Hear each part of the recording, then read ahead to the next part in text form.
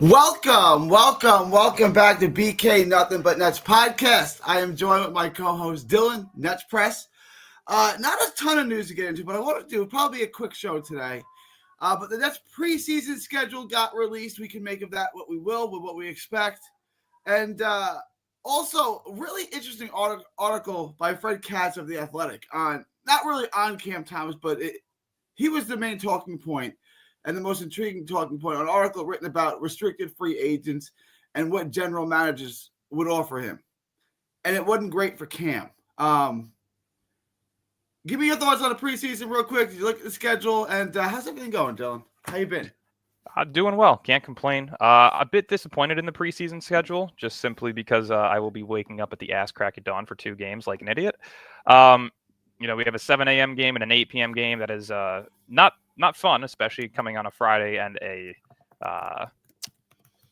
Sunday. But we'll make the best out of it. See if we can watch them in full. But it's exciting. We're getting closer to training camp, to the season beginning. Preseason's right around the corner, so looking forward to it. We are officially in August, so we're inching closer day by day. I didn't even realize that the games in China it makes sense. It's in China. All right, the games are at 7 and 8 Eastern time, which is 6 and 7 my time. God dang it! I didn't. Yep. It says AM, but in my brain I just PM. But why would that wouldn't make any sense if it's in China? Yeah, it's gonna be. Thank you for waking me up to that, but unfortunately, God dang it, this is. You got to game 6 a.m. my time. I got to wake up at 6 a.m. to watch them play the Phoenix Suns in a preseason game. It is not going to be. It is not going to be fun waking up at those times now, especially on a weekend. And then the first game is against Hopel Bank Yaf Jerusalem. That's on October 4th at the Barclays Center. So that's their first preseason game. I guess, is that the Israeli national team or what is that? I'm not sure if it's the national team or if it's just a team within their league, but it's a team. Somehow, some way, you got to have the always fun political debates on Twitter about playing these teams and stuff. But hey, it's Nets basketball, so I'm not complaining. It is, but real quick question: if you're playing, if it's not an Israeli national team, it's not the best players from Israel, it's just a random team. How is that sparring? How is that juice even worth the squeeze? How, you know what I'm saying? This is, if you're just if an NBA team is playing a Israeli team, what is the NBA team going to gain from that? I guess that's my question. I mean, I'm assuming it's more of like a tune-up game, give the rookies some confidence. They've had that on the schedule, actually. They've had I know. Nets playing 2 Israeli teams since before we even drafted Danny Wolf and Ben Saraf. So this isn't about drafting them and trying to have them play their former countries or anything. This has been a part of the schedule. They already confirmed that. So, we've kind of been notorious for playing international teams for preseason, at least for a game or two. So this doesn't surprise me, but it's definitely not the competition that you want to see our rookies facing, especially after the majority poor performances that we saw in Summer League against, guys their age, NBA G Leaguers. So we'll see how it looks. But overall, I'm excited to get back to Nets basketball, and hopefully we get to see a bit more from these rookies. I know a person within the Nets front office mentioned, that they felt Traore and Saraf were pretty burnt out, which could be a reason for their poor Summer League performances, but no excuses. We're professionals now, so I want to see something out of them in this preseason. Yeah, I mean, what do you? So I mean, I looked at this. It's like, all right, preseason schedule is announced, awesome. But then you look at the games are a month away, right? It's like, all right, we got something, we got some news here, but the games are 2 months away, so we still got a ways to go. But what do you want to see as far as lineup wise? What do you want to see? I know it's just the preseason, but it's it's more telling than the summer league. What do you want to see out of the rookies? And as far as lineups, what units do you want to kind of see the Nets try out together? I mean, it looks like they're going to be walking into preseason with a potential 20-man roster. You're allowed to bring 20 players into training camp, into preseason. So there could be a lot of different rotations and players utilized throughout this process. Like I said from the start of free agency, I do not expect guys like Jalen Wilson, guys like Tyrese Martin. I don't expect these guys to be on the roster. I am still expecting a trade before the season begins. You have to. Um, whether that be packaging up guys like Claxton, Keon Johnson, and, somebody else to drop that roster spot. It's going to be interesting. There's going to be some moves needed to be made, but bringing in Ricky Council, I'm expecting to see some minutes out of him. We just signed him earlier today to a standard deal. So, you have to kind of expect that he's going to be taking over for one of, Keon, Tyrese Martin, one of those guys. But yeah, so I just want to see some progress from the rookies just based on the way that they played in Summer League. Like, I want to see Traore spacing the floor a bit more, maybe taking some mid-range shots after beating a defender. That was one of my biggest pet peeves with him during Summer League, was driving past defenders and being unable to notice the amount of spacing that he had to where he could just take a pull-up mid-range shot. For Yegor, I'm looking at being a primary ball handler, seeing if he can do more than just shoot, which is funny because we were all wanting to see him just be able to knock down threes. But, we're kind of getting to that point where now you want to see the playmaking aspect to his game, the ability to get past defender and drive to the lane. Those are definitely two things that we're going to be looking at on his end. And then, of course, with Saraf and Wolf, just the comfortability of an NBA-style game. Wolf physicality-wise, Saraf IQ-wise, offensively. And then, of course, we're going to get our first licks at Drake Powell, which I'm extremely excited to see. So just really seeing what he can do on the defensive end, on the perimeter, the athleticism that he brings, what form of offense that he can bring to the table. I'm excited to see that a ton. Yeah, I'm excited for Drake Powell too. We didn't get to see him in the summer league. You can say Drake Powell was overdrafted, and maybe he was, but there's a lot of upside there. He's an athlete who can shoot. Like Drake Powell, I think can be the sleeper guy, the guy that like makes an all rookie team out of nowhere. He's picked 26th, right? Like I think that was the Powell? one pick. Yeah. Yeah, he was 22nd. 22nd. Yeah, he was 22nd. But he can come out of nowhere. And like, to me, there's a lot of upside there, and his game can kind of translate right away because he is a shooter. I'm really interested in seeing Drake Powell, see what kind of offensive game he has. He's an athlete who can shoot. Does he have a bag though? What does he have offensively? How does he look defensively? Because a guy 6'6" with that kind of athleticism, he can guard twos and threes, right? Like, can he be defensively? Drake Powell to me is a guy with a lot of upside. And I guess I'll just put this question to you. His upside and ability to shoot makes him intriguing in the NBA. Why did he drop to 22? And even at 22, that was higher than he was projected to go. Why is he not a lottery guy, I guess is my question. Just simply based on the production at UNC. They didn't utilize him properly. His offensive game kind of took a dip because of the production and the minutes that he was given. This was a guy who was projected in the lottery before the college season started, a guy that I was keeping my eyes on very much so throughout the beginning of the college season. But UNC is notorious, especially under the new coaching staff that they have since Roy Williams retired. They don't utilize freshmen very often, and they don't do it especially on the offensive end. Defensively, he looked incredible. He looked like one of the best defenders and perimeter defenders in the entire draft. But overall, the offensive game took a major dip because of the production of how UNC develops, freshmen, especially ones who are projected lottery. I mean, we've seen it time and time again with UNC over the past couple of years where they do not focus on those freshmen very often, and they've progressively gotten worse year after year since Roy Williams left. So that to me is not a major, flaw in his game. I think that's something that can easily be reignited out of him if he is given the offensive abilities. But, is he a guy that's going to give you 20 plus a night and be a star? Probably not. I view him more of a guy like Herb Jones, where he can be one of the top tier 3 and D defenders, but can also give you that, 13 to 14 per game when he hits his peak. And that's something that could be extremely valuable on a team that's looking to contend in the near future. So definitely excited to see what can come out of him. He's by far one of the more higher upside prospects that we have. But it's all going to come down to the development and how they utilize his minutes early on in his career. Yeah, I wanted to touch on that. There's two things, because I still want to see Dariq Whitehead, but I feel like there's no more room for Whitehead. I don't want to lose Whitehead without ever really getting a chance to see him. But doesn't Drake Powell, isn't he just a better version of what we expect Whitehead to be? Considerably, I would say so. I mean, he's definitely more athletic than Whitehead is, especially now with the injuries that Whitehead has faced throughout his career. Um, I would say defensively, he is a much better player than Whitehead was coming out of Duke. So it really just depends on how they're utilized. I mean, like I said, I want to see Whitehead minutes this year.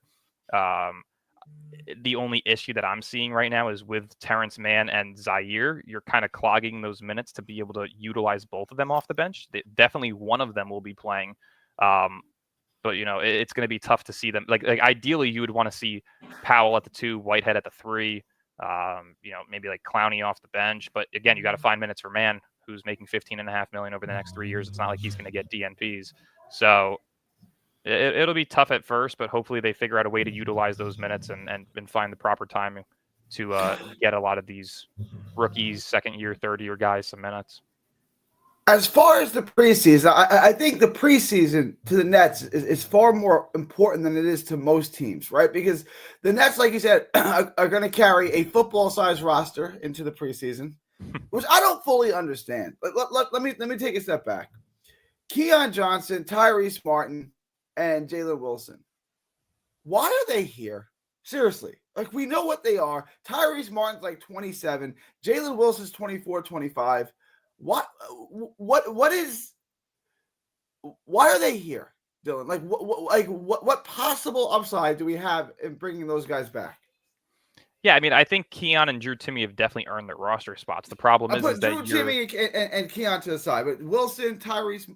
Well, I do not understand. I mean, I think they're trying to find ways to maybe like slightly up their value in preseason to where they can package them with somebody and dump their contracts, but realistically, those are two guys that are probably just going to get released. You have to make the 15-man roster. Like, you can't walk into the season with 18, 19, 20 players. You just can't do that.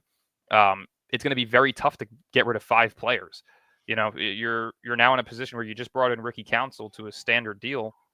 You still have to figure out a way to either bring back Cam Thomas or trade him.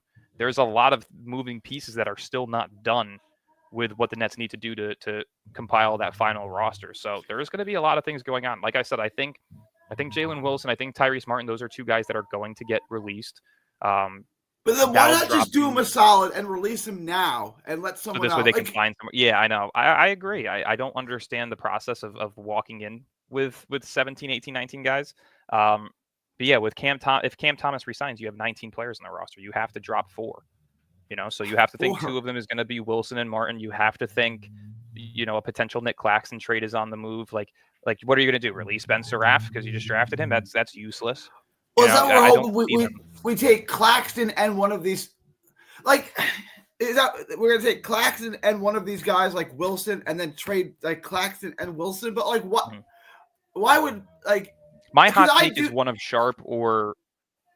I was going to say one of my hot takes is one of Sharp or Zaire is included in a deal with Claxton to move off of those 2 guys. Because realistically, if you're looking at the contract breakdowns of Zaire and Sharp, they're both making $6 million. They're easily able to be included in a package. To me, if I'm moving Claxton, I'm keeping Sharp. I don't want to see Zaire go, but if you're trying to make room for guys like Whitehead and Powell to get early minutes, I would be okay with it. But yeah, I mean, you have to think, like I said, Tyrese Martin, Jalen Wilson gone. That drops the roster down to 16 currently. With Cam Thomas, would drop it to 17. If you were able to move, say, Claxton and Zaire for an expiring contract that you can maybe buy out, or 2 guys that you can buy out, then maybe that's how you get down to 15. But it's going to be very tough to drop this roster down. There's going to be a player that's probably cut or traded for nothing. That should be on a roster, but unfortunately isn't going to be able to make this one because there's just too many guys on it currently. Yeah, like if you can't make the Brooklyn Nets roster, you're not in great shape as an NBA player. Right? I mean, there's teams out there that need players. Like the Warriors don't have a 15-man roster right now. Like there's going to be guys that are going there on league minimums for a year to fill their roster needs. I definitely see a guy like Jalen Wilson potentially being one of them because they need some wing depth. Yeah.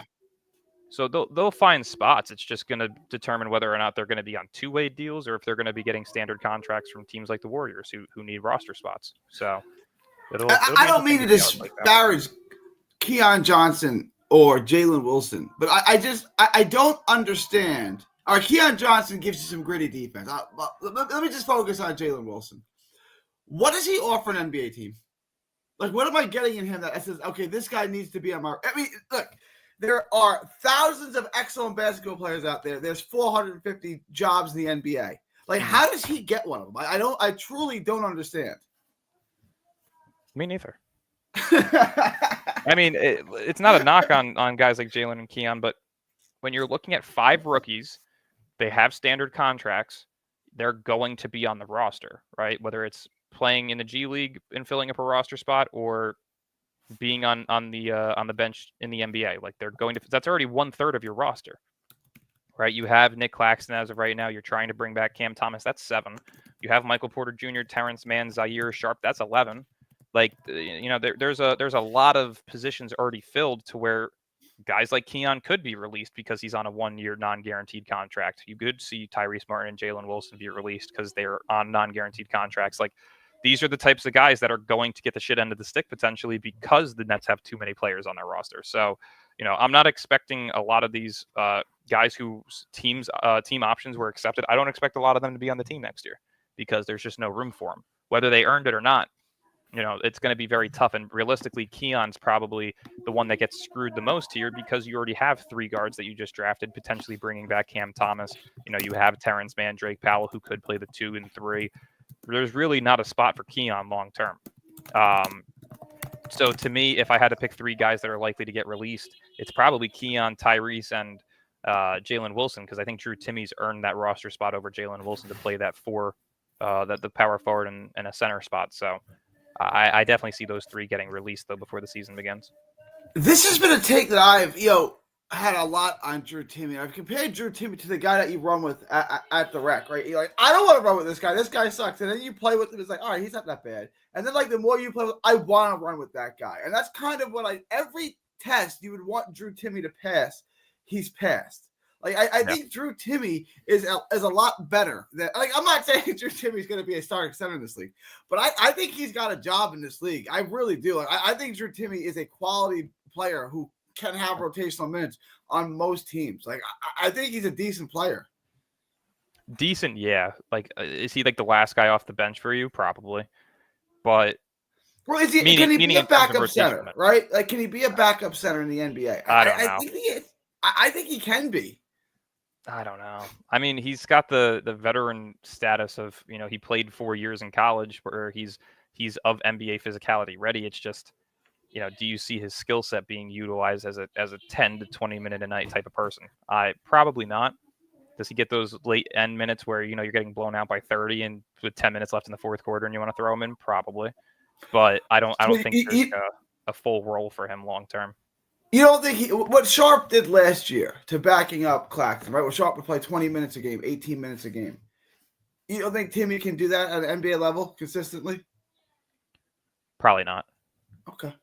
I think he can. Like, see, and I think this is the problem, right? Because I see LVL in here loving up on all these like Drew Timmes and Keons, but you can't walk into the season with more than 15 people. Guys are going to get cut. Guys are going to get traded. It's a 15-man roster come regular season. You have 3 two-way spots, which makes it 18. Those guys aren't eligible for two-ways. You already have 2 of your two-ways signed. Do you maybe bring Keon or Timme back on a two-way and like release them and then bring them back on a two-way? Probably. But are they going to be getting standard minutes? Hell no. Yeah. I still think, you're kind of outvoted here. I think a lot of people are Timme is physical. He can shoot. Like, I'm not saying Drew Timme is a very good NBA center. I don't get it twisted. I'm saying he can fill a role as a backup center where he can get regular minutes, where he's playing 15, 18, maybe 20 minutes a game. 20 is probably a lot, but 15 to 18 minutes a game as a backup center, I think he's good enough he can do that. My biggest thing is we saw Jalen Wilson win Summer League MVP. We all thought that he was going to be a great rotational piece. Summer League is not does not determine a player, especially guys who played 4 years in college are heading into their second seasons in the NBA. These are guys that are 5-6 years older than guys who are playing in summer league. Like, is it impressive? Sure. But is it something that's going to be utilized on an NBA floor long-term? Probably not. And we saw that with Jalen Wilson this past season. Didn't look the greatest. Didn't look good, honestly. Like, he looked kind of lost out there all season. He didn't really look like an NBA level player. You could potentially see a similar style with Drew Timme this season if he's getting minutes like Jalen Wilson was last year, which Wilson's minutes were pretty much cut by the end of the season. So, no, I'm not getting hyped up over guys who are, entering considerably what would be a freshman sixth season in the NBA. Like, I'm not going to hype that up for development. These guys are 23, 24, 25 years old. That what they are is what they are. And that's back end bench pieces or guys that don't find minutes. And that's not a problem, but it's just not what you have available on the Nets right now, especially with the roster needing to be cut to 15. Here's a bold prediction. I'll let you respond to it. Drew Timme has a better NBA career than Wolf. I mean, if Wolf looks for his entire career the way he did in Summer League, then maybe. But do I see him being better than Timme long term? Probably. I hope so, because Wolf was a guy. I mean, Wolf was a guy we took in the first round, and Timme was undrafted, correct? I believe so. So he should be considerably better. I'm just saying, like, I'm not trying to be the bearer of bad news. I'm not trying to be negative. Be prepared for Danny Wolf to absolutely suck at basketball. Just be prepared for that. I'm not saying it's going to be. I just want that on the spectrum. It's on your bingo card. I don't know if we're going to call it, but Danny Wolf sucks. Absolutely sucks. I think that something we might have to prepare ourselves for. And the same thing for the homie Ben Saraf. Give me your thoughts on Saraf. What do you want to see? Because Saraf was the one guy who was ultra disappointing in the in the summer league. And again, it's just a summer league. Dariq Whitehead couldn't shoot in the summer league last year. In the NBA during the games, he shot the ball pretty well. So I don't want to write him off after the summer league. What can we expect, and what do you want to see out of Ben Saraf in the preseason? I just want to see an overall ability to score. Like, I want to see something more than just a crossover pull-up mid-range that's 40% effective. Like, I want to see a better all-around offensive game. Like I said, from the moment that we drafted him, he was my least favorite pick, and that's not a knock on his game. It's just a knock on why the hell would you draft a third guard that does the same things as the previous two guards. It just kind of kills the development of what you're trying to do. And I understand trying to get playmakers, but it comes to a point where you need to find playmakers in other aspects. Like the Wolf pick at 27 is great value. It's a guy that can play make. It's a guy that can play out of the post. It's a guy that can space the floor. I can live with that. But when you're doing it with three guys of the same position with the same skill set, that defeats the purpose of what you're really trying to do out there in terms of development. And it kind of stunts the growth of some of those players. So to me, the Saraf pick, I don't think it's going to turn out very well regardless. Yeah, I want to, and this is what's so frustrating about it, because like when I look at the man trade that we made, and we loved that trade because they got an extra pick for nothing. We just had to take on Man's contract. But when you use that pick, like you could have taken. Well, I'll let you address that first, and then I was going to say. I mean, who do you want to cut then? You got to drop the roster. Who are you cutting? You're not going to cut 3 years worth of Terrence Mann. You're not going to cut Zaire. You're not going to cut Sharp. You're not going to cut Whitehead. You're not going to cut Clowney. Who gets cut? We can like these players all we want. It doesn't make a difference. Those are the guys whose names are going to be brought up in terms of releasing them, trading them. Like, it's going to happen, whether you like it or not. There's nothing that you can do about it. There's not a single player that's going to get cut before those guys. They're on 1-year deals. They were team options. You brought them back for cap space purposes. But at the end of the day, those are the guys that are going to get cut. There's nobody else that can. You're going to cut Ben Saraf. You're going to cut Danny Wolf. You're going to cut Drake Powell. Hell no. You just drafted them. That's stupidity. Only the WNBA cuts people that they just drafted, and that's because they don't have enough teams to roster out people that they just brought in. Does the WNBA do that? Do they cut rookies like got drafted? Yep. There's people who get drafted in the first round that get cut before the season begins because they don't have the roster spots to do so.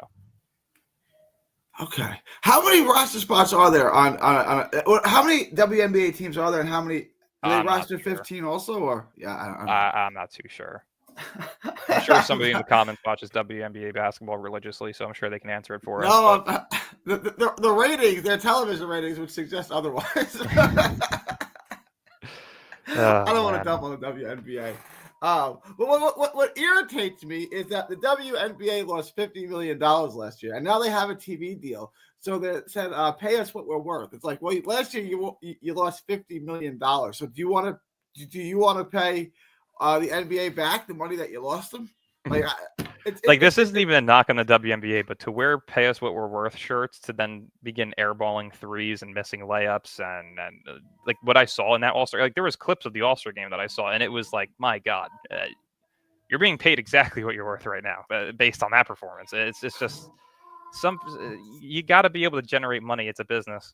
And if you're not generating the money, you're not going to get paid more. It's the same thing. Like if you're working at a mom and pop shop versus a 1,000+ employee corporation, you're probably going to get paid less at the mom and pop shop because they don't have the money to afford you. So I wanted to put this out there, right? Like the WNBA, I'm really not trying to dump all over the WNBA. My daughter plays sports. I think it's good for women to play sports. But that being said, the WNBA isn't good. Okay, it's not good. It's getting better. It's just not great. I keep saying this. I keep watching it, and there's like it's the same as women's boxing. There's a bunch of chicks at the top who are really good, and then the drop off is immense, right? Yeah. Like outside of Clark, what is it? Paige Buchers, Sabrina Ionescu, what is it? Stewie or whatever is on the Liberty, the one that won MVP last year. Like Asia Wilson, like outside of maybe like 6 to 10 players, there's really not much that screams like, oh, ratings. Let's go watch this person. Right. So they're getting the there. level of play isn't good. But yeah, it's ratings and attendance outside of Caitlin Clark isn't good. Right. And they're losing money. Like I've always made this analogy. Terrence Crawford is one of the greatest fighters you're ever going to see. There are only a handful of fighters who've ever lived who is better than Terrence Crawford. No one knows who Terrence Crawford is, and nobody cares because he has no personality, he doesn't promote himself, he doesn't sell himself. So he doesn't make more money than Oscar or Pacquiao, but he's better than those guys, right? The WNBA doesn't do either. It doesn't have the skill set of Terrence Crawford to demand the money, and it doesn't promote itself and sell itself and draw people in, right? So, like, why? If the WNBA wants to be paid what they're worth, why don't they just split from the NBA entirely and start their own league? The answer is because they'd be out of business in a month. That's the reason. Yeah. It's unfortunate, but it's true. But it is what it is, right? Like a business exists on two pieces of paper. One that says revenue, one that says expenses. When expenses outweigh revenue, you know what happens to that business, Dylan? Goes out of business. It goes out of business, and that business no longer exists. I'm still not getting an answer from anybody. I'm seeing these comments. Who are you releasing to drop the roster to 15? You do got to get to 15. Shout out, Peter. What up, Peter? Jay Will is a good. Sorry about Jalen Wilson. Is that Jay Will? Yeah. You got to get to 15, right? Yeah, you can't carry 19. So, who do you want to drop? I get. To me, like you aren't dropping a guy that's making $15 million for the next 3 years. You're not going to pay a guy to not be there for 3 years. That's stupidity. You're not going to drop Zaire Williams and Day'Ron Sharp. Right. Like, yeah, you're releasing the Jalen Wilsons, the Tyrese Martins, the Keons, the Drew Timmies. Like, does one of Keon or Drew Timmy deserve a roster spot? Yes, but are they going to be able to get it because of the amount of players that are on it? Probably not, which is why you probably bring back only one of those guys on a two-way deal. Like, that's how this works. You can't walk into the season with more than 15, and nobody's given me an answer as to who you're releasing outside of those 4 players because it's not possible. And also, I got to ask, too, what's the attachment with guys who are bottom-end bench pieces on one of the worst teams in basketball? Like, because I'll address that question. It's because that's what we have right now. They're our guys. The one thing I absolutely love about people from New York, New Jersey is their loyalty. They are really, really loyal fans.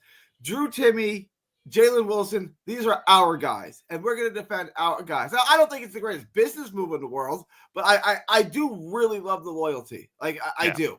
So Peter said he's going to trade Claxton. Okay. You have to get a player back in return for him because nobody in this league has $25 million to absorb a contract. So you have to bring back a guy at least making $20 to $27 million.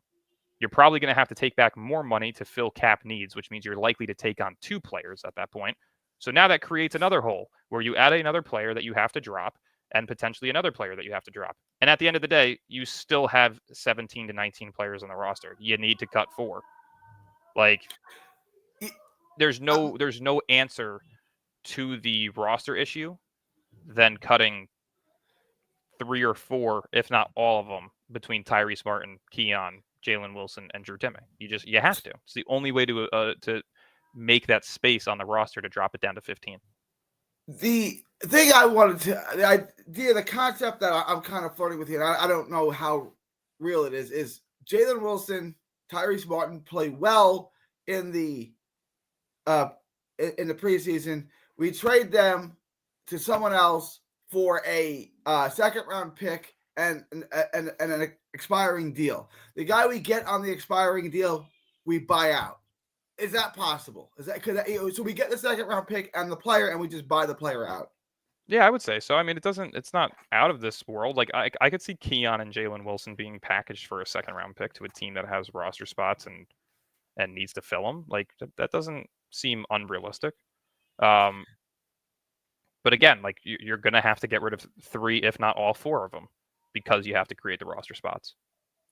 Yeah. We'll do another show on this before the preseason starts, where we kind of construct what we think the Nets roster is going to be like at the current moment. I do, and I'll touch on this real quick. I really think both these trades have legs to them.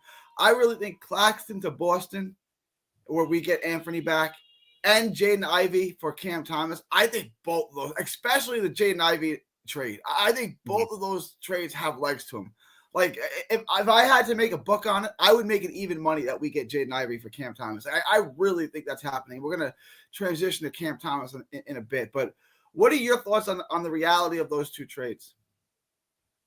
I mean, I think there's some form of realisticness to it. I think if Memphis, I think Memphis is a team that's going to want one of the 2 of them. And I think Claxton is by far the best fit long term in Memphis, especially with Ja. They have that relationship. They've wanted to play together in the past.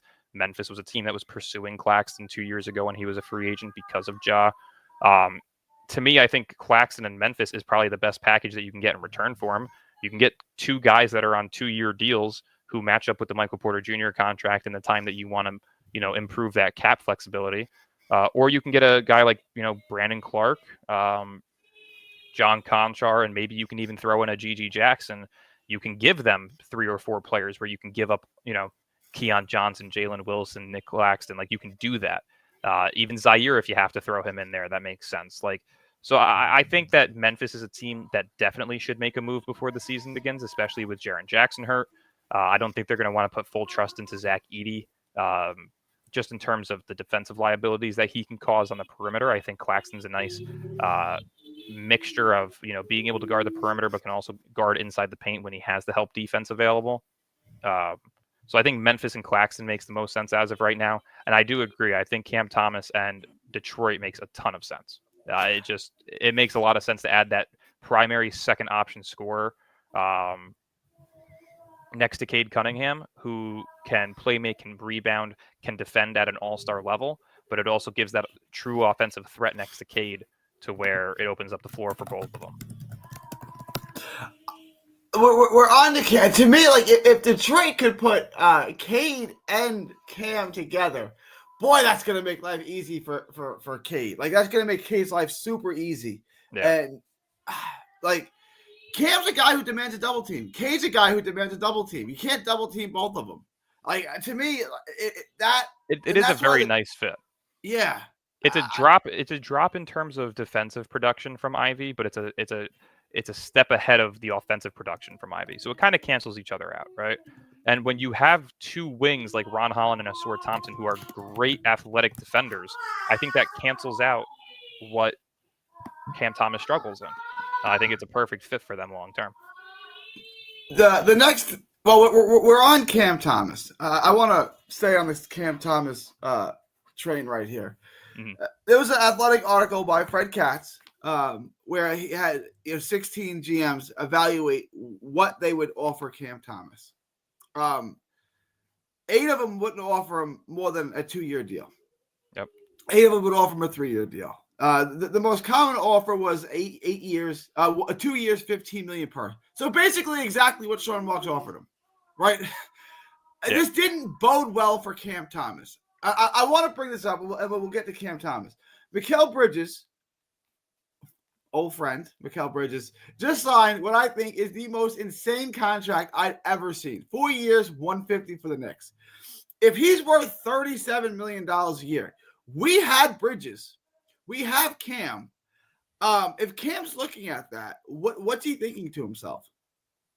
Well, he can't play defense anywhere close to what Mikal has. He doesn't play the third, fourth option role as good as Mikal does. Mikal's also on a contending team, and this is the exact situation that I compare to with Michael Porter Jr.'s contract. Is Michael Porter Jr. worth $40 million on any team? No. But was he the third option on a team that won a championship? Yes.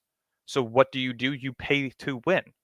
When you're not in a situation to win, like the Nets are currently in, and when you are not in a situation to determine your own value, you don't have a say. So, again, all this, Cam Thomas thinking that he is the same value of an Emmanuel Quickley or, an RJ Barrett, a Tyler Hero. Tyler Hero was an all-star replacement this year, so he was a borderline all-star, became an all-star. He has much better playmaking, much better consistent scoring, a better rebounder. He's just a better player than Cam Thomas is. RJ Barrett averaged 21, 5, and 6. Much better all-around player than Cam Thomas is. The only one that you can even make the debate for is Emmanuel Quickley, who is also levels ahead of a playmaker than Cam Thomas is. But again, you don't compare a Prius, right? Like, yeah, Cam Thomas is a Civic. Maybe a Quickley is a Prius, but you're not going to pay somebody Prius price range when you don't need to. There's nobody out there that can pay for that, right? So paying Cam Thomas what he thinks he's worth at that 30 million mark makes zero sense for anybody, because nobody has the market for him. Nobody wants him. So just because somebody got a bad contract doesn't mean that you give it to the same player. You just don't do that. So here, I agree with you, but if you're Cam Thomas, you're looking at this and say, I played with Mikal. I was the number one option. I was the one that demanded up. I don't understand the appeal of Mikal Bridges at all. You guys keep telling me he's a good. What does he do in the NBA at an above average? He single-handedly won them 2 games on the defensive end from last-second possessions. Like he has made an impact. Is he an inconsistent scorer? Hell yes. Is he worth 6 first-round picks? Hell no. He's not an inconsistent scorer. He's a bad scorer. He can't score from anywhere on the court. He's a bad offensive player. But he's one of the league's best fourth options. He's an impact defender in the playoffs. He gives you 12 to 16 points per game. He can space the floor. He can defend the perimeter. He can defend the paint. Like I disagree with you that he can. I disagree with you that he can defend the paint. I disagree with you that he can defend big, strong guards. He can defend. I don't think he can guard bigs, but he's had game-winning blocks in the playoffs that say otherwise. Like, I got a block, but I got abused for 47.5 minutes. Doesn't tell me you're a good defensive player. It means you got a block. When the time came that it mattered most, he showed up, and that's going to get you paid. Like, realistically, they don't beat Boston without him. They probably lose those games. Okay, but this is what I mean. If you substituted him with Herb Jones, who makes you're doing the same thing. He's just as good of a defender, if not a little bit better. Herb Jones is infinitely better at every element of basketball. I don't know what Mikal Bridges is good at. I didn't understand when they got him from Phoenix what he was good at. He's not great at anything. He's just good at pretty much everything. Like, there's nothing great about him, but he's above average in every aspect of the game. He's a below-average shooter. He's a below-average ball handler. He's a below-average rebounder, and he's an average defender. I don't know. Like, he's Tobias Harris, but worse. Like, I look at him and I don't understand. I don't understand. Like, I don't understand what everyone else sees. I don't know. I saw 2 playoff wins because of Mikal's defense, and I think that deserves to get paid when you're contending. Like, is he a $37.5 million player? No. But Michael Porter Jr. is not a $40 million player. And at the end of the day, they were both third, fourth options on their teams who were contending. And Denver won a championship by paying Michael Porter Jr. That's worth it. Like, realistically, I'd give out the worst fucking contracts in the world if it meant we won 1 championship. You know what I mean? Like, who gives a shit? At the time, it doesn't matter. Now, 2 years later, after giving Porter Jr. that contract, where you're in financial ruins, you're above the second apron, you can't make moves, you have no draft capital to improve the roster. Michael Porter Jr.'s contract is so bad that you can't really net back any value. Yeah, then it's bad, but it won them a championship. If Mikal Yeah, Bridges got paid those two $37.5 games. million and they win a championship, they're not going to give a shit. Those two games, he played 51 minutes in the overtime game, and the game where he got the game-winning block, he played 42 minutes. In those two games, he was 3 for 13, and 6 for 18. And a lot of those baskets came in the fourth -3. quarter. Yes, he made a block in the fourth. So, No, I'm saying a lot of those baskets, the points, a lot of those were coming in the fourth quarter. He would start games off like 0 for 10. He looked horrible. But again, when it mattered most, he showed up. Well, in that second game against Boston, he clanked 3 threes in the final 4 minutes of the game. That was a bad fourth quarter performance. But he's not, so he's not good in the first 3 quarters. He's not good in the fourth quarter. He's not a good offensive player. He's not a good playmaker. He's not a distributor. He's not a good rebounder, but he can defend the perimeter. Keon Johnson can defend the perimeter. I really don't understand Mikal Bridges. I never understood the appeal in him ever. I never hyped him up to be a star either. I didn't think he was anything of star caliber. Was he a great fourth option on a contending team? Probably, which he just proved. He's a very good fourth option. He's behind OG in terms of all-around production. OG's a better defender. He's a better offensive player. But in terms of being a fourth option, that's like saying, is Aaron Gordon and Michael Porter Jr. not valuable to Denver because they're below average in certain departments? No, they were extremely valuable, which is the reason they've gotten paid. It's the reason why they won a championship. You do what you got to do to win a championship. But when you're in a position where you have no ability to win a championship over the next 2 years, you don't lock down bad contracts. You just don't do that. And to me, what Cam Thomas is asking for is a bad contract. Here's my point. We'll use Michael Porter Jr. as the example. We're choosing sides. We're playing basketball. And it's your turn to choose. And there are 2 options: Michael Porter Jr. and Mikal Bridges. Who are you taking? What's the situation? Are we contending? Sure we're contending. Answer it both ways. Sure we're contending, and no, we're not really contending. If I'm rebuilding, I'm taking. Either or. They both aren't going to be good number 1 or 2 options long term. It's whatever. If I'm on a contending team, so far the proven track record is Michael Porter Jr. He won a championship. We can't really compare the two because Mikal's had 1 season in New York. So they made an Eastern Conference Finals. They did more than Brooklyn ever did with 3 Hall of Famers. I'm not going to discredit them because they're the Knicks. I'm not a weirdo. I'm not a weirdo either. I don't care that he's on the Knicks. Knicks outside of the fans. It's just New York loudmouths being New York loudmouths. There's no rivalry there. Either they suck and we're good, or we suck and they're good. There's never been a rivalry there. That is solely just a fan wannabe rivalry. It's pathetic. So I'm not going to discredit players in the Knicks because they're on the Knicks. To me, Mikal Bridges getting paid $37.5 million, is it good right now for them? Yes. Is it going to be bad for them in 2-3 years? Yes. That's how that works. It's the same thing with Michael Porter Jr. You paid him $40 million. It was great for 2 years because you were contending. The year that you didn't look good and you couldn't improve the roster, it looked horrible. And they still made up for it. They got Cam Johnson. They got Bruce Brown. They got they have a better depth than they did last year.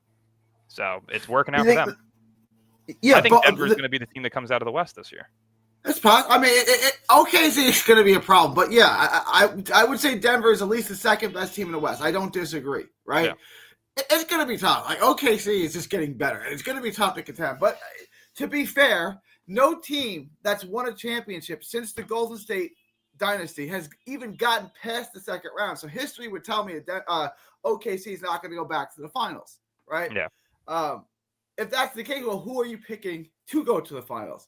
I think Denver. I agree. If Jamal Murray stays healthy, Jokic is going to be there. His fat ass doesn't get hurt. He's the most least athletic, in shape person in the league, and he is still a top 3 player. I do think Denver is the team that comes out because, like you said, it's very difficult to go back to back. You never know what injuries are going to happen out of nowhere. At the end of the day, OKC is still an extremely young team.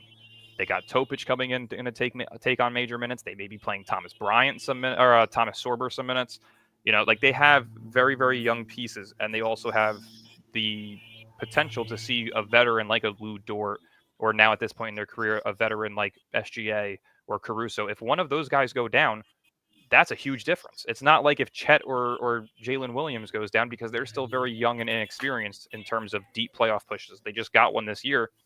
But if you're looking at the main picture of their key veterans, if Caruso's out for a season or Dort's out for a season, they're probably not going to 7 with a team like Denver, in all honesty. Unless if one of those young players steps up and does something, it's very difficult for them to really make a strong push against that Denver team. They're loaded with depth and loaded with veteran experience. But I wanted to go back to the Porter. Like, to me, Michael Porter is far better at basketball, every element of basketball, than is Mikal Bridges. He's a better athlete. He's a better scorer. He's a better shooter. He's a far better rebounder. And handling the ball and distributing and playmaking, he's equally as inadequate as Bridges. Like, we saw what Bridges was when we gave him the ball as the number one option. He was painfully bad. That's because 95% of the league isn't a first option. When we gave him, what was that? I said that's also because 95% of the league can't be first options.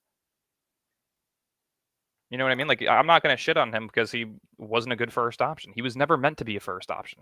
That was a false narrative that was given to us by Sean Marks. So and why would we believe a word of what Sean Marks says? He sucks at his job. Why would I believe in him to make the correct decision on who should be a number one option? Because he didn't, and he isn't. And I never believed for a second that Mikal was going to be a first or second option. That was just a false hope and narrative that he gave us because he didn't know if he wanted to rebuild or not.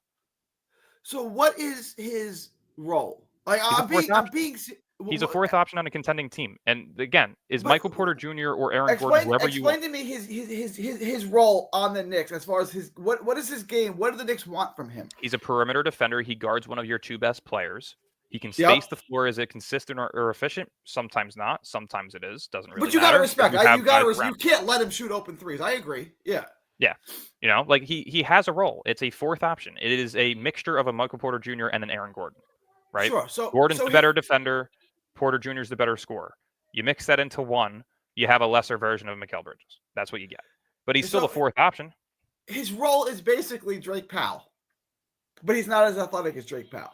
I wouldn't say his role is Drake Powell. I would say it's a lesser, like how Trey Murphy is in New Orleans is a step ahead of what Mikal Bridges is in New York, right? Trey Murphy has at least proven that he can be a second or third option. He's Klay Thompson, but can't shoot, right? He's Klay Thompson with Dallas, but can't shoot. Yeah. I guess you can say that. I mean, how much is Klay Thompson making? He can't shoot because he still shoots over 37% from three. He just takes more volume now, which he shouldn't be able to do. If he was to be limited to like 3 to 6 threes per game, he would probably be much more efficient. But when you're giving him 10 plus, yeah, it's going to look much worse because he's not a volume shooter. What is Klay Thompson making right now? Like 16 to 18 million, somewhere in that range. What is Mikal is also 6-7 years younger. How much is Herb Jones making, who's younger? Herb Jones signed his extension 2 years ago. I want to say he's around 13 to 15 million. It's one of the best contracts in basketball. We see the market for those guys. It's 16 to 18 million. He's making double that, more than double that. Well, again, New Orleans isn't contending. Dallas got. I don't agree with you that New Orleans is trying to contend. Whether or not they're successful, their intention by keeping Zion is to contend. You know what I'm saying? Like, whether or not Zion you traded Brandon Ingram, you got rid of CJ McCollum. Like, it's not. I wouldn't say they're contending this year. They're trying to contend. They're going to be playing Jeremiah Fears and Derek Queen big minutes. Like, they're not really in contention this year. Maybe a low end play-in team if they're lucky, but probably not. It's tough in the West, man. It's tough. Because you got San Antonio this year, obviously you got a bunch of teams. It's tough to even make and Golden State's still going to be good. The Lakers I don't think Golden State's going to be good at all. I'm so off on them. They're getting old. When I say good, I mean 14 points a game. Guy sucks. When I say good, I mean they'll be competing for that play-in. Right? I don't think they're going to compete for a title. Yeah. Yeah. But no, they're a play-in exit. They're not good anymore. But yeah, I mean, do I see them being better than, any of the top 6 seeds? Like, if you're looking at the top 6 seeds in the West, you have what? OKC, Houston, Denver, Minnesota, the Clippers, the Lakers. All right, that's 6 teams that are probably guaranteed The playoff Lakers are the spots. one you'd kind of look at. Could they be better than the Yeah, Lakers? it's like a 50-50 between 5, 6, or 7 seed, but they're going to be in the playoffs. You know, you have Memphis, who, if they get healthy, can make a run in the play-in. You have San Antonio, who's likely to be a play-in team. Who else am I missing? I think San Antonio's going to be a playoff team. I I really don't do. see it. Okay. I don't see it. I gotta see. I gotta see seed? Wemby stay healthy, and I gotta see Fox, Harper, and Castle work out together. Because if they really want to play those 2 together, or those 3 together in a lineup, I think that's such a stupid idea. I think having 3 primary guards like the way that they do that do very similar things, I think it's pure stupidity. Playing Stephon Castle at the 3 is beyond idiotic. Yeah, that's just wild. Yeah, it's wild. Like you play 2 and you play 1 off the bench, but regardless, playing 1 off the bench stunts the development, right? You're not going to bench De'Aaron Fox, but okay, you just took the number 2 pick in Dylan Harper, who has the ability to be a better player than De'Aaron Fox will ever be. That is his ceiling. He is going to probably be a better player if he stays healthy and develops properly. He's going to be a better player than De'Aaron Fox has ever been, right? You have Stephon Castle, who showcased being one of the best 2-way guards in the league with high upside on the offensive end as well. Stupidity to use him at the 3 and put him on bigger, wings, or to use him off the bench after becoming rookie of the year. Like, it just, that whole situation in San Antonio is stupidity, which is why I don't think they're going to make a deep push. And they also didn't make any major improvements to their roster in the wing department or the depth department. So I think that they'll be like an 8, 9, 10 seed, somewhere in that range. But again, they have to stay healthy. All right, I wanted to my greater point was, I don't want to go off too much on a tangent on breaking down the West. I wanted to kind of stick to the Cam Thomas topic. My point was, guys that Cam has played with, guys that have put up comparable numbers as Cam, are all getting the bag, and Cam is not. It's just, who as is? A factual statement, he's not getting the bag, right? Well, who is? So if you're Josh Cam, Giddey isn't. No, I'm saying, but who is? Who's gotten the bag? In this offseason, who's gotten the bag? The guy that we're talking about bringing in, Anthony Simons, makes $27 million. No, but my point is who this offseason has gotten. And that's what right. No, you're right. And that was right. You can't look at it from like not available this year. Yeah, you can't look at it from a year to year. Oh, this guy got paid this 3 years ago, so Cam Thomas deserves it. Like, no, he's not in that market. He's not in that free agency. There was nobody pursuing him. Nobody has cap space. Nobody wants him. You know what I mean? Like, comparing Anthony Simons and Daniel Quickly's and Nick Claxton, all these contracts, it's all useless because it's all during free agencies where people were pursuing them, where people had wanted them. I'm pretty sure Simon didn't hit unrestricted free agency. I'm pretty sure he got an extension from Portland. So he wasn't even a free agent when he got that money. Portland just wanted to bring him back because he was showcasing signs of being, the next Damian Lillard. And it didn't work out, but he was at least showing those signs. What has Cam Thomas shown in the 1 year that he was given the opportunity to be the guy? He played 22, 23 games. He shot an inefficient 23 points per game. There was minimal improvements to the playmaking and defensive side of things. And he's also in a free agency market that can't afford him nor wants him. It's the debating points are kind of getting thrown too far left and right because none of them add up with what his current situation is. Nick Claxton was being pursued by Memphis and Detroit.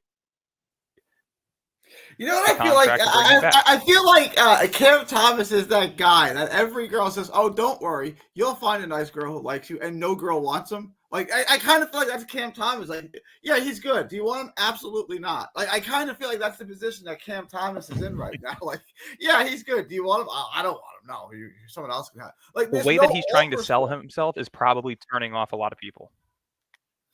Like, he's trying to sell himself as the guy. He's got to be furious though. Like, and I'm trying to put myself in Cam Thomas's mindset. Like, I'm going to be furious right now. Like, I low key, I'm going to be super pissed. I'm looking at it as, let me get as much guaranteed money as possible. I mean, realistically, I'm sorry. I don't give a fuck if it's 10 million, 3 million, 30 million. If I'm making a fucking $1 million to play a child's game, I'm doing it. I don't care. You know what? Okay, I think I'm worth 30, but you're going to give me 14. Fine. Make it a player option. I'll opt out after the first year, and you're going to pay me what I'm worth, or I'm going to go hit the open market. But you have to prove yourself. You have to play 60-plus games. You have to put up 24-plus per game. You have to shoot the ball above league average efficiencies. You have to be in the all-star voting to where you're a borderline star, if not a star. You have to do these things to get paid. You can't just get paid for being mediocre on a dog shit team. You can't. Like, if he was putting up 26 this year, if he played 55 plus games, if he shot above 47% from the field and 37% from three, and what he did at the free throw line at 88%, and if he showed a hint of improvement as a playmaker or a defender, sure, we can have a different conversation. But he didn't in any single aspect. He showed minimal improvements as a playmaker. He barely showed an improvement as a defender, and he shot below league average efficiencies from the field and from three on 23.5 points per game in a 22-23 game sample size. That is not going to get you paid. I don't give a fuck if you love him or not. I like Cam Thomas. It doesn't get you paid, especially in a market that does not have the money for you. People need to get this through their heads. It's August 1st. You know what I mean? Like, it is August 1st. It's not getting you paid right now. Historically, it has, right? Like, but that's my point. Completely new free agency, completely new CBA, completely new market. These aren't comparable conversations anymore. Like, nobody last offseason got incredibly paid. Nobody this offseason has gotten incredibly paid because the new CBA came into effect last year. Who last year got paid $30+ million to put up inefficient numbers? Who? Quickly was extended the year prior, I'm pretty sure. Jalen Green and Quickly both got deals less, because Jalen Green entered the league the same year as Cam, right? And Jalen Green got his extension. Let me double check on when Quickly's contract was in effect, because it makes zero sense to even compare the contracts in my mind. Emmanuel Quickly, when did he get his contract? Pretty sure he got it right after getting traded from the Knicks, because he wasn't a free agent. Yeah, he got it last June, before free agency even began. He didn't even hit the open market. They just brought him back. June 28th is the moratorium period. He got the extension. He got the extension last year. Yeah. So he got $32 million. And now, so again, if you're looking at that, if you're Cam Thomas, and this is what the article says, right? Like, Kuminga was, you get 17 to 25 million, Giddey 20 to 25, Grimes 12 to 17. There was no market on Cam Thomas, no market. Like, they wasn't really, and that's what the article said. There was really no consensus on what he was worth. And also, here's the thing. This is being reported from Yahoo Sports and the New York Times. Emmanuel Quickly did receive significant pursuit during the 2024 free agency period. Let's see. I want to see if they bring down any teams that were showing interest in him. It's not showing me any teams that were interested in, but it's saying that he received significant interest in the free agency period. So that means that somebody had to pay him. If you have the cap space to pay a guy that's being pursued, you do it. Look what happened with Cam Johnson. Look what happened with Nick Claxton. You bring those guys back because they're being pursued by others. It means they have value around the league to where you can get something in return for them. You know what I mean? Cam Thomas has not shown any form of interest from another team that wants him, that wants to pay him, that wants to sign him, that wants to trade for him. So what do? You bring him back for cheap. You lowball the shit out of him. Prove yourself. It's the only, you're not going to give him money because he's a nice guy. You know what I'm saying? Like, you're going to pay him what his best option, right? And to me, if I'm Cam Thomas, I just do this. I take a 1-year deal for $15 million. Play myself. If I'm the Nets, I would just lock him in to a standard deal, or I would give him a 2-year straight up deal. Line it up with the 2027 offseason. If you're going to bring him back for 1 year and he signs that contract, you better fucking trade his ass, because you know he's not coming back in unrestricted. Well, you're gonna trade him. I mean, I don't see. He's not a part of your long-term future. He's a part of your next 2 years where you want to stink, right? So why are we keeping him at all? Right? I mean, if it was me, I would give him a 4-year deal. And I'd say, I want you here. I'd give you 4 years, $80 million. I want you here. They don't want him here. He wouldn't even take that. He'd want 100. Okay. He'd want 25 per year, which he's not worth. No other team wants it. This is absolutely wild to me. Mikal Bridges, who's not good at any element of basketball, is worth 37. It was worth $150 million. He's on a contending team in a weak East that has the money. Like, but it all adds up. Why just throw it away? Like, why not give Keon Johnson? Because you have a starting five that competes with the top 2 seeds in the East. You just made an Eastern Conference Finals. The best team in the Eastern Conference just got hurt, and it just so happens that you also beat them before they got hurt. He's the 6th most impactful player on his team. That is not true. He's the 4th. He's more impactful. He's more impactful than Josh Hart. He is not. Yes, he is. He's not. There's no way, and he's not more impactful than Mitchell Robinson either. Josh Hart lost his starting spot in the playoffs because of how bad he was this past season. He got benched for Mitchell Robinson. If you gave anyone a choice, that you could have one of these two guys, Josh Hart. I'm taking Mikal Bridges over Josh Hart. They're all taking Hart. No, chat. Let's hear it. Are you taking Josh Hart or Mikal Bridges as your fourth option? To me, at this point, it's blasphemy. I know what Josh Hart does. Josh Hart rebounds. He rebounds. He gets to the hole. That's it. Mikal Bridges sits behind the 3-point line and clanks threes. I can do that. Josh Hart. That's all he does is sit there and clank threes. That's it. Josh Hart clanks threes. He's not as good of a defender. But Josh Hart gets to the hole. Josh Hart gets offensive rebound. Mikal Bridges just sits in the corner and clanks threes. That's all he does. There's no more for what he does to the Knicks than what Keon Johnson did for the Nets last year. He's gonna grind defensively, but he's not. I got you. So ready? 2024-25 playoff run for Mikal Bridges. He played 18 games, 39 minutes per game. He averaged 15.6 points, 4.5 rebounds, 3 assists. He had 1.7 steals. He shot roughly 46% from the field, 33.3% from three, and 75% from the field for last year's playoffs. You're looking at his total playoff numbers. He didn't shoot that last year. Yeah, the total playoff run. From the 18 playoff games that he played, and he shot 45.6% from the field. It's slightly below league average, but it's not as bad as we thought it was. Right? 5.6. So roughly 16 points, 4.5 rebounds, 3 assists, right? 45, 33, 75 splits. Josh Hart in last year's playoff. Playing 40 minutes.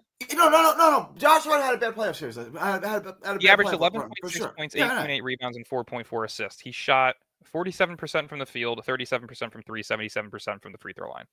Here's my point. What does Josh Hart do above average at an NBA level? Rebounds for his position. What does Mikal Bridges do above average for an NBA as an NBA player?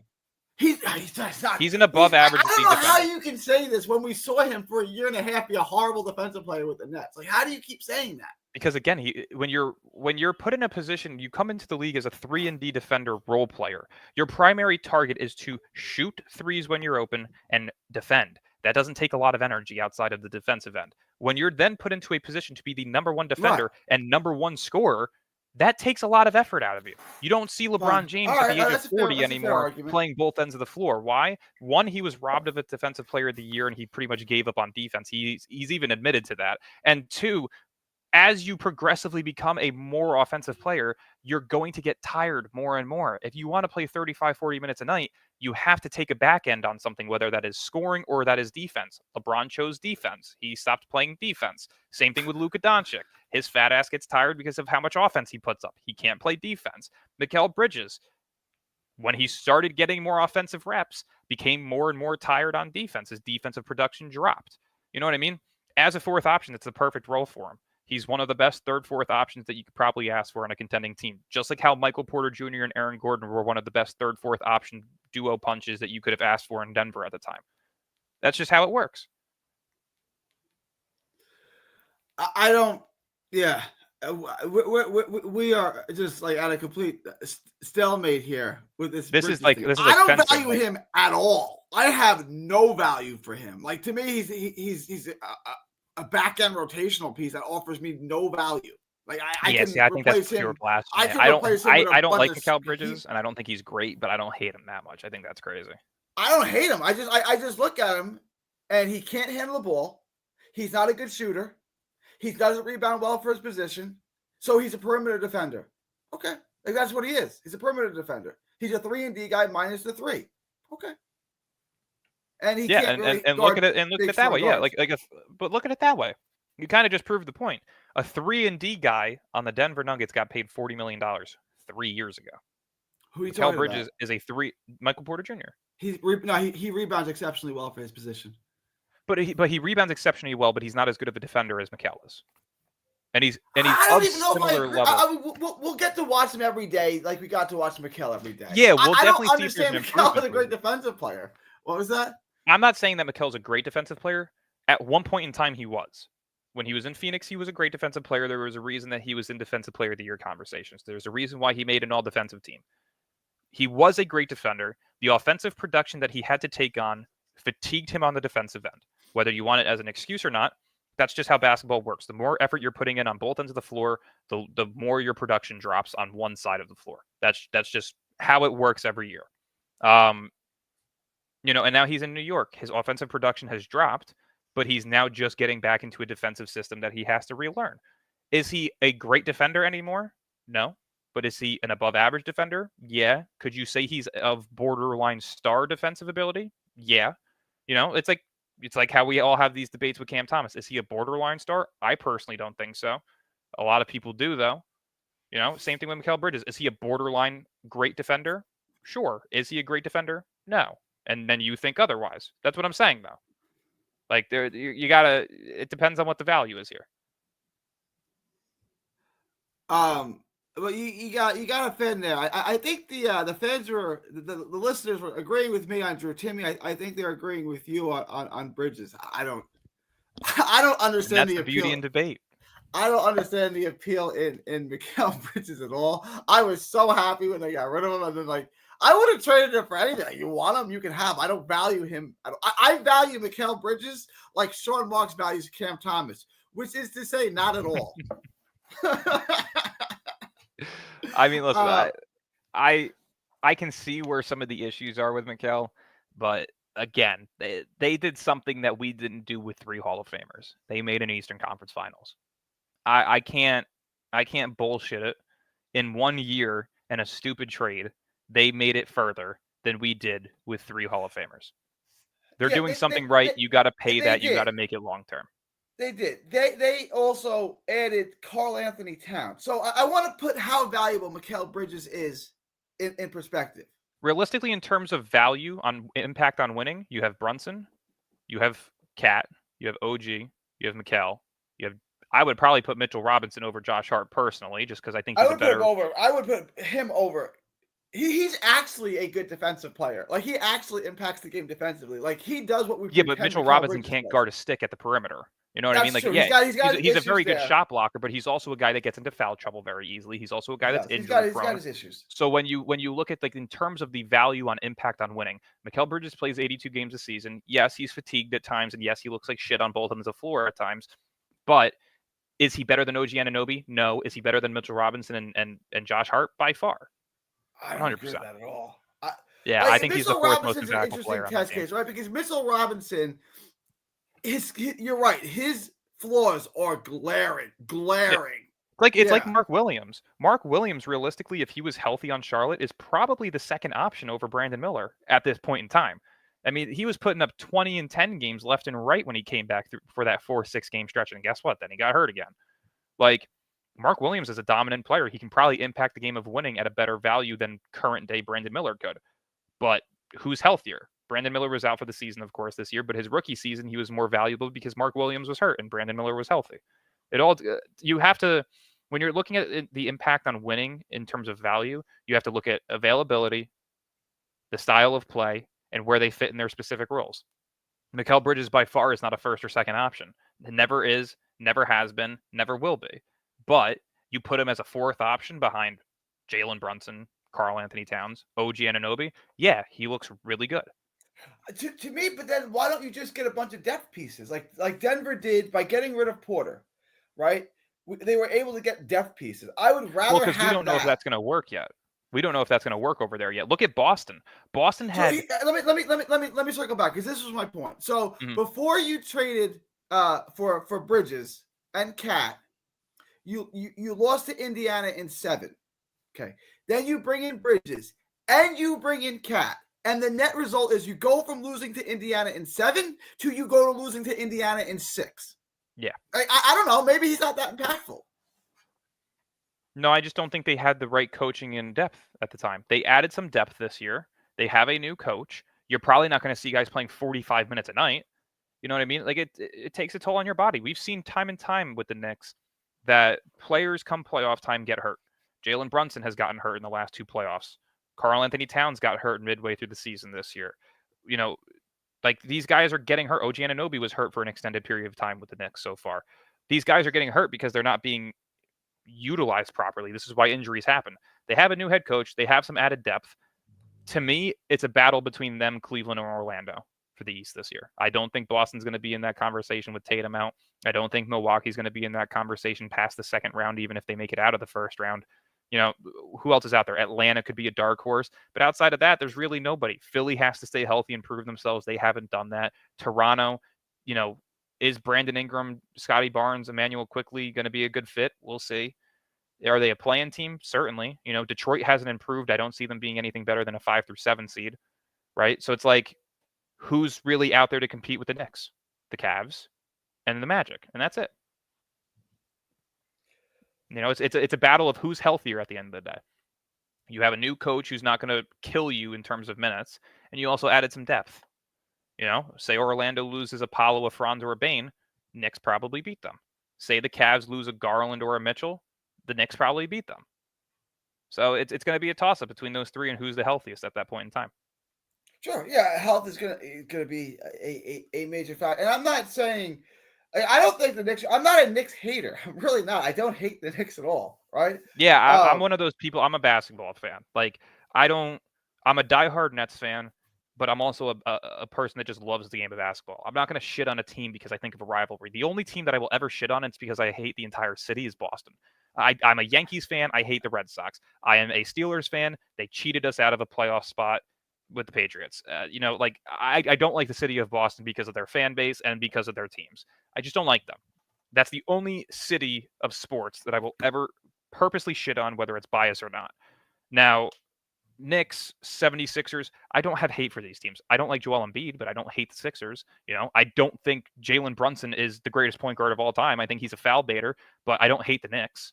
You know what I mean? Like, it's whatever. Like, I'm not going to openly shit on teams. If they deserve their praise, they deserve their praise. Like Orlando this year, one of my favorite teams in the league. Denver this year. Over the past 2 seasons since they won the championship, I was very adamant on them not being that good and not being able to make it far. They haven't made it back to the finals. Like this year, they're a much better team. I hate Cam Johnson, but I think Cam Johnson's a great fit for Denver. Like I'm never going to be biased on those teams, unless if it's Boston, then fuck Boston, whatever. If Detroit does make the Jaden Ivey for Cam Thomas trade, and I want to address Alan's comment in a minute, but if they make that trade, I hope Detroit wins the East. I really do.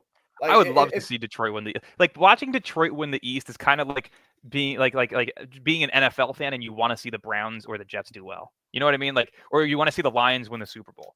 Like these are teams that historically have been in the dumpster fires for decades. You want to see those teams do something special, right? Kind of like OKC. Everybody hated OKC because they felt they were a young super team and nobody wants to see them succeed because now they're a super team. But over the past 10 years, they lost Kevin Durant, Russell Westbrook, James Harden, Serge Ibaka, Steven Adams. They got rid of Paul George. Like they got rid of Chris Paul. They've had all these teams that have had opportunities to win, but they're such a small market that they can't keep them long term. It's great for them to win a championship this year. Absolutely incredible.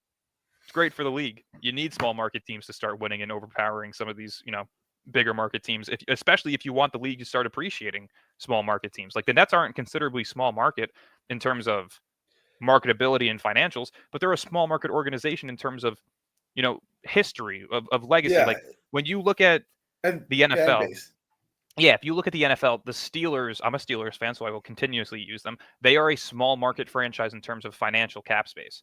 They're privately owned. They don't push out a lot of money very often, but legacy and historically, they're a top 3 most valuable franchise in football. Same thing with the Jets. They play in, I'm going to say Jersey. You aren't New York. You play in Jersey. It's a high marketable area. You have a large fan base, but you fucking suck. So in terms of winning success, you're a low market franchise. Nobody wants to play. We don't need to take shots at the Jets here. First, I'm sorry, but you're a Jets fan. You know it's true. Obviously, it's true, right? Like I was on a Jets podcast the other day, and I said I think the Jets go 8-9, and the host of the show goes from your lips to God's ears over an 8-9 season. Like 8-9, that sounds spectacular. We have 8-9 is a fucking celebration for the Jets. Yeah, it's a bad year. We went 8-9. I was gonna say again, as a basketball fan, dude, the hate on the Wizards is crazy. They are a Cam Boozer or AJ DeBansta away from being one of the best young teams potentially of all time.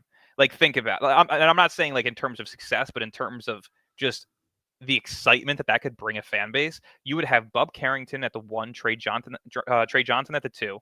You'd have Bilal at the 3, and you'd have one of AJ DeBansta or Cam Boozer at the 4 with Alex Sarr. That's fucking exciting. Well, That's something yeah, to like stand if up those and guys, cheer if for. Boozer, and Peterson, if they turn it, but if you add those guys to any team, if you add them to, the Nets still suck, but if you add, they added the Nets are good. No, they're not. Yes, the Kings are poverty. The Kings are You poverty. add They're those ran guys so to poorly. most teams, they get much better.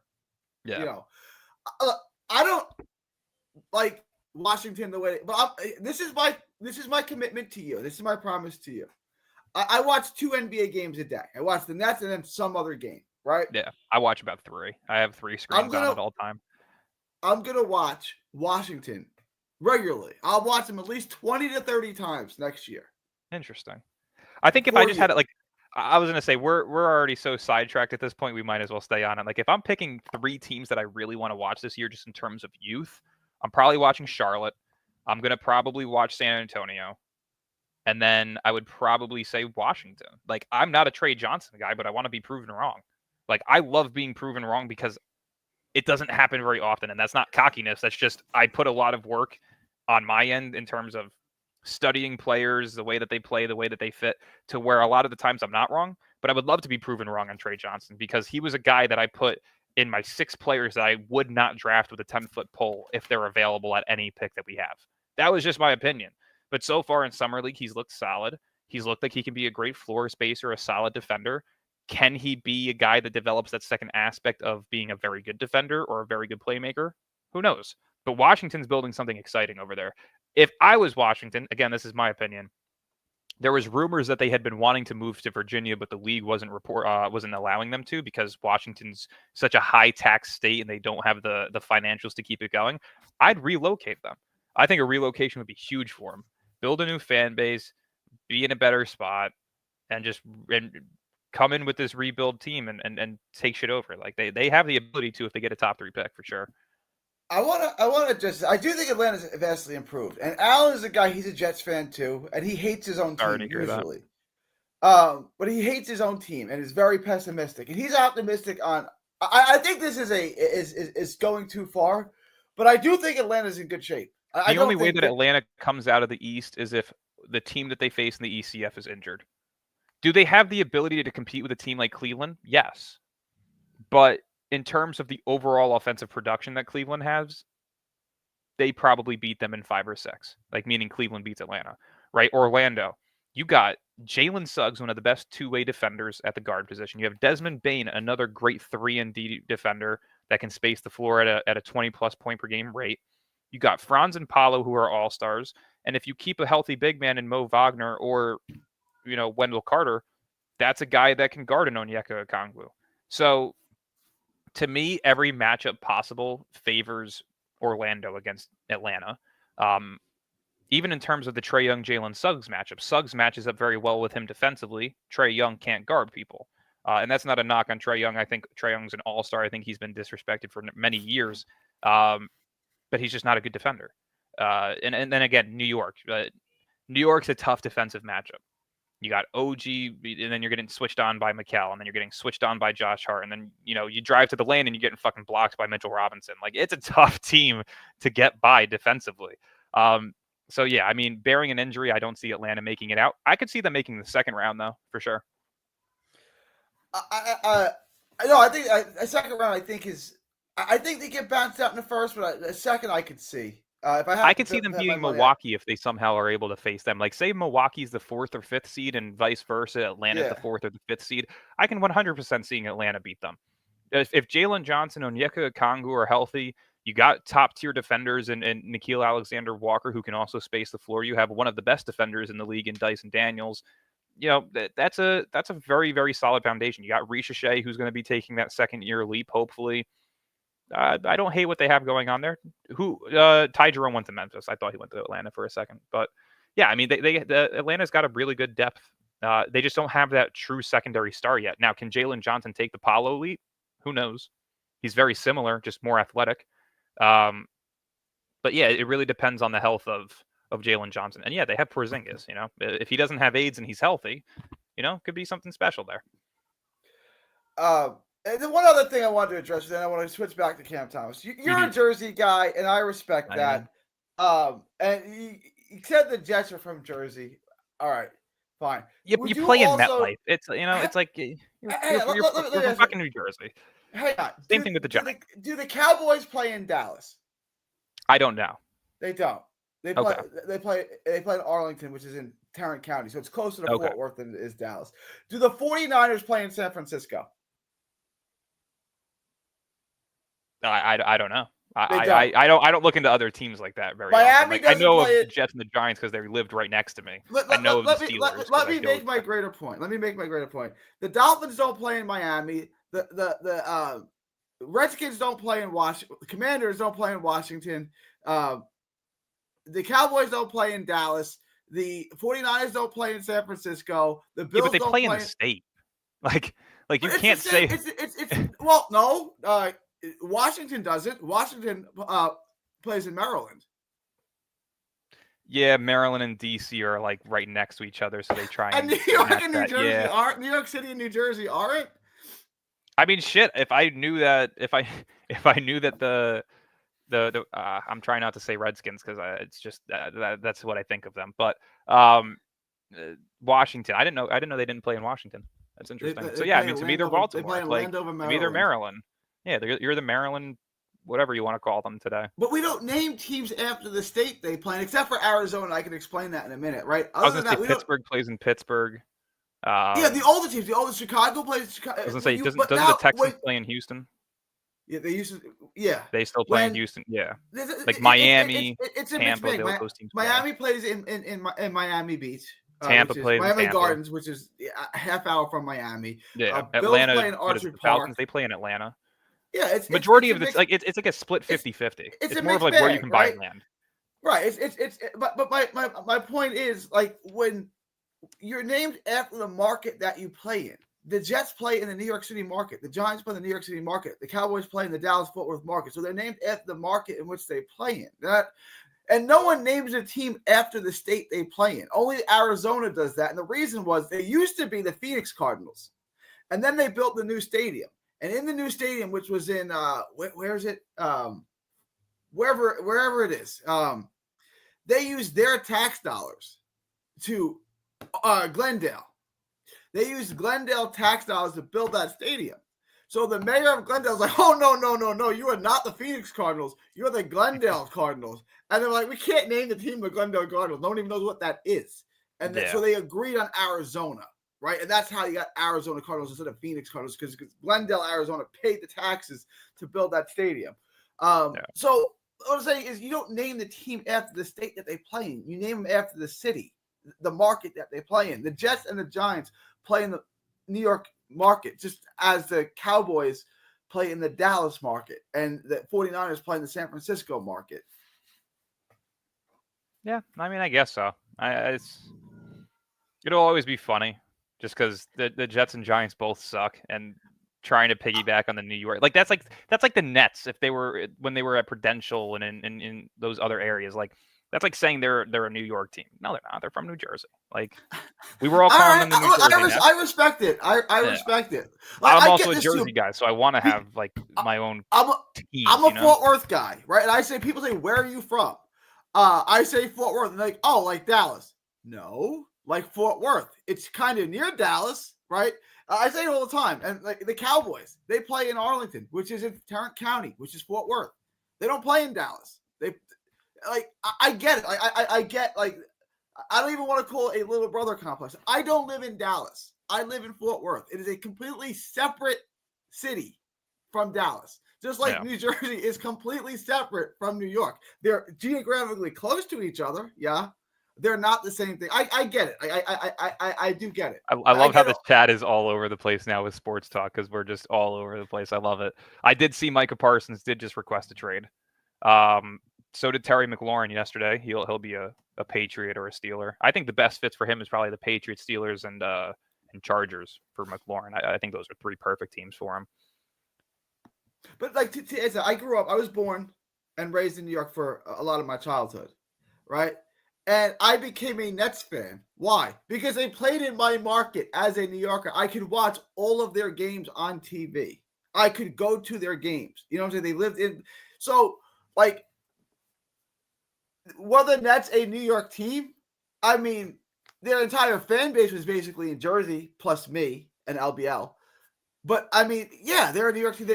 Their market is the New York City market. That's where their fan base is. New Jersey is part of the New York City market. No. Is that fair? I guess so. Oh, damn. Micah Parsons even took to Twitter with a whole ass, Bible page. 2 pages of notes requesting his trade and saying, "Thank you, Dallas." Well, buy Micah Parsons. To me, the Nets will always be the New Jersey Nets. I don't care. The Nets should have moved to Brooklyn and renamed the New Jersey Nets. Yeah, that's kind of like the Giants and Jets. It's like half of the sport. You go somewhere and you still stick with the name from the previous state. Like, it's crazy to me. I thought it was cool originally, like the Brooklyn Nets, like the Brooklyn Dodgers had like an old school vibe to it, but I'm over it. And I think the Nets fan base is Jersey. And just like I think that the Jets should build their stadium in Long Island or Queens because that's where their fan base is. The Nets should go back to Jersey. They should. I agree. I'm sick and tired of paying fucking $40 in tolls and $45 in parking.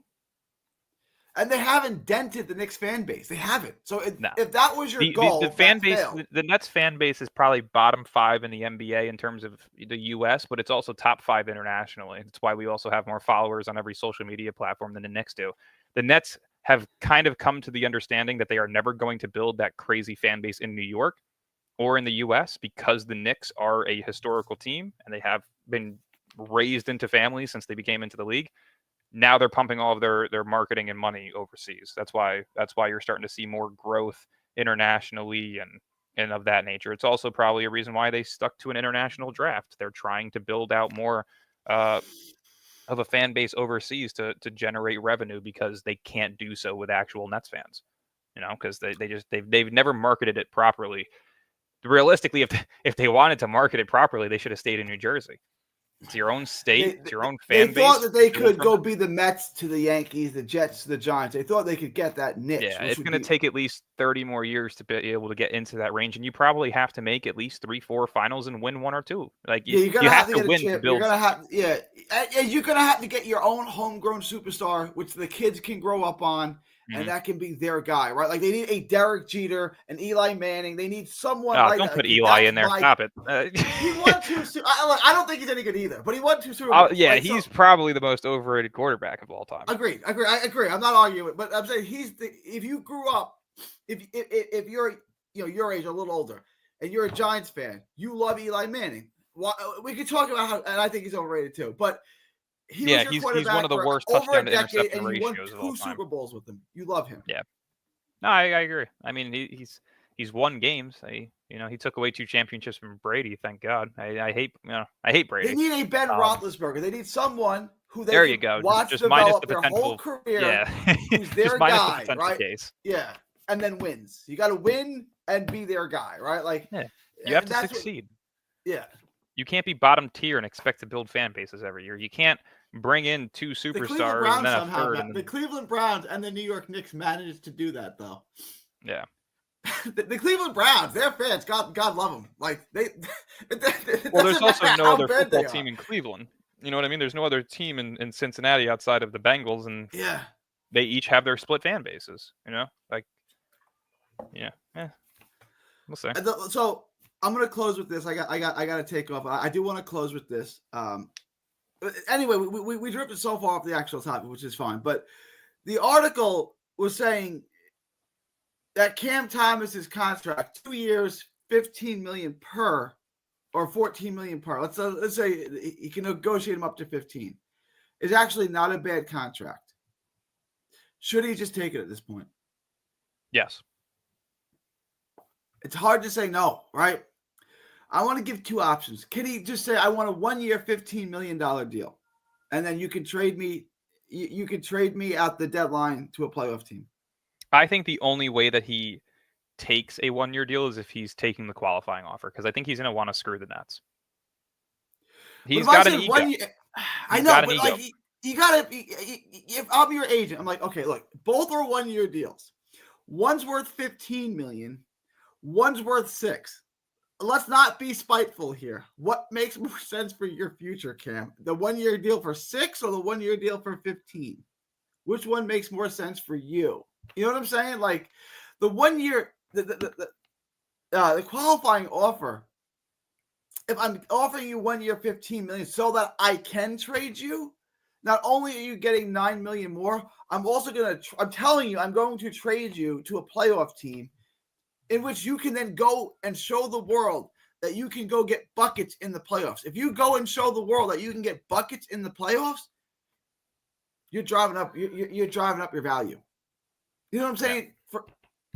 To me, the only way that Cam Thomas can get that 25 million is if he gets traded to a playoff team, goes into the playoffs, absolutely cooks in the playoffs, and plays 25 minutes a game in the playoffs and scores 20 points. That's why I think Detroit's his best situation. Detroit, Memphis, and Sacramento are the 3 teams I think make the most sense because Sacramento needs a young player that they can build around.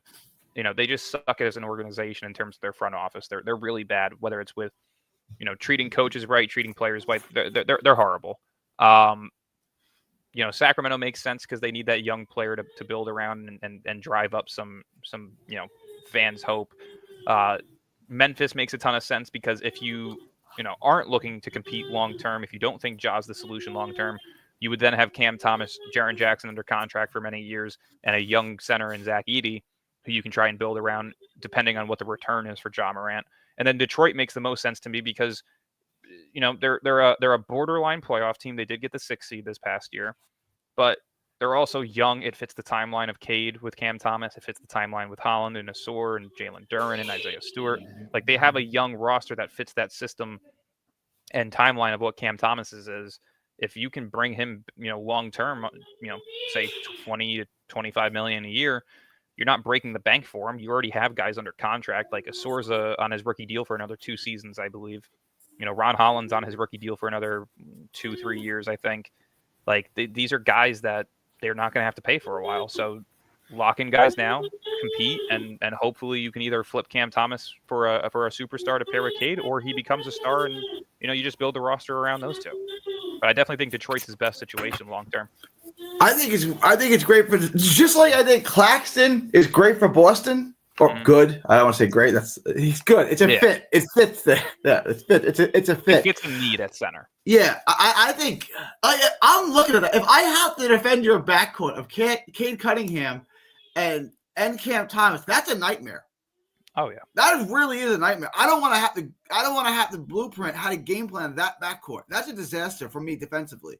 I think it's a great fit. I think that is right for Jaden Ivey trade. I think it makes a lot of sense for.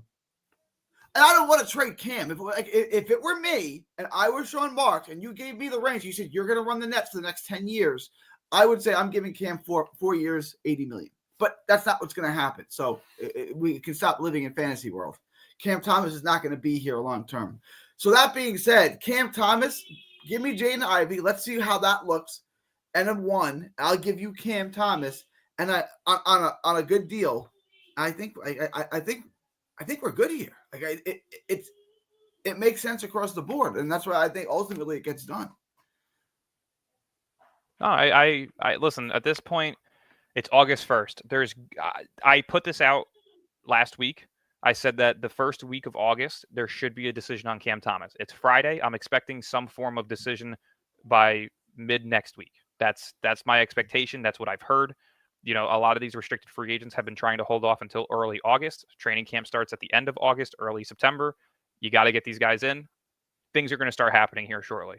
They just brought in rookie counsel. They're clearly still active in the market. To me, a Cam Thomas resolution comes this upcoming week. Whether that be him getting traded, him coming back on the qualifying offer, or him coming back on a 2-3 year deal. I think that this saga is going to end sometime next week. All right, y'all. I got to wrap this up. It is August 1st. It's August 1st. Summer just flew by. 2025. Mikal Bridges has no value at all, basically, as an NBA player. And Drew Timmy's a rotational piece. I think they're both rotational pieces. I would put both of their value at very minimal. Jesus. Very minimal.